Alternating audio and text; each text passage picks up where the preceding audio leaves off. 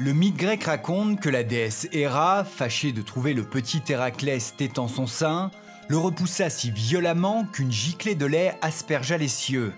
Ainsi serait née notre Voie lactée. D'ailleurs, il suffit de lever la tête par une nuit dégagée pour admirer cette longue traînée de gouttes blanches.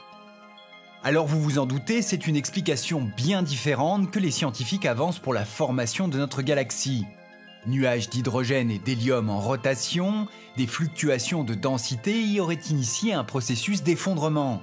De par son mouvement rotatif, un disque se serait formé autour d'un noyau de plus en plus compact, le bulbe. Ce phénomène se serait produit il y a plus de 13 milliards d'années, soit peu de temps après la naissance de l'univers. Les dimensions de notre galaxie sont phénoménales, 100 000 années-lumière de diamètre pour 1000 d'épaisseur. Un disque de matière se révélant donc fortement aplati, avec en son centre une zone sphérique de 10 000 années-lumière. Autour de l'ensemble s'étend un halo composé d'étoiles et de poussières interstellaires. Depuis la région centrale s'étendent 4 immenses traînées d'hydrogène et d'hélium. Ces bras spiralés placent notre Voie lactée dans la famille des galaxies spirales. Notre situation nous interdisant d'en obtenir une image complète, c'est la position et le comportement de ces étoiles qui nous dessinent sa forme globale. D'autres bandes mineures complètent ces bras, par exemple celle abritant notre système solaire, le petit bras d'Orion. Notre étoile se situe à 27 000 années-lumière du centre galactique, une région relativement calme ayant ainsi permis à la vie de se développer. Mais que contient au juste notre Voie lactée ? Des énigmes subsistent, notamment celle de sa masse manquante, la fameuse matière noire. Heureusement, les astronomes ont aussi quelques certitudes. La Terre évolue dans un berceau d'étoiles, il y en aurait environ 200 à 300 milliards. Cependant, les astres du disque et ceux du halo ne partagent absolument pas les mêmes caractéristiques.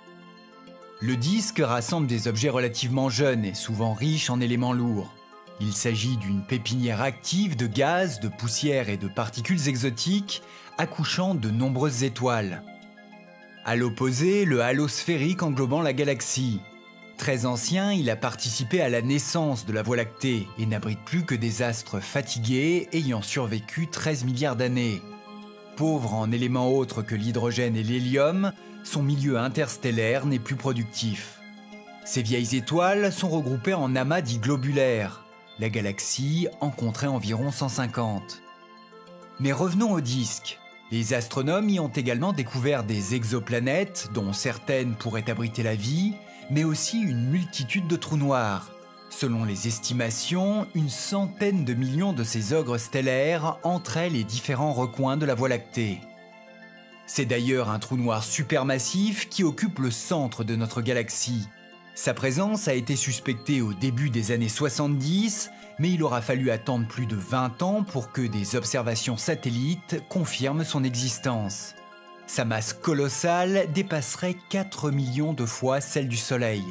Son nom, Sagittarius A. Notre galaxie n'est pas statique, elle tourne sur elle-même. Les astres du disque suivent donc une orbite circulaire autour de son centre.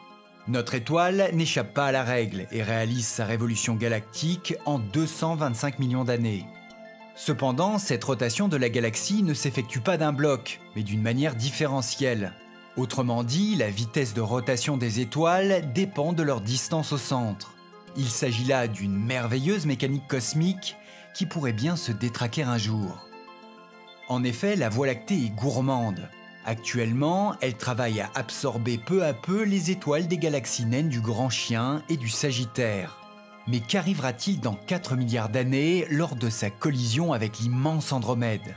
Les astronomes annoncent la création d'une nouvelle et fabuleuse galaxie géante. Un spectacle qui s'annonce grandiose, mais qui n'ira probablement pas sans de nombreuses perturbations dans le fonctionnement de notre galaxie.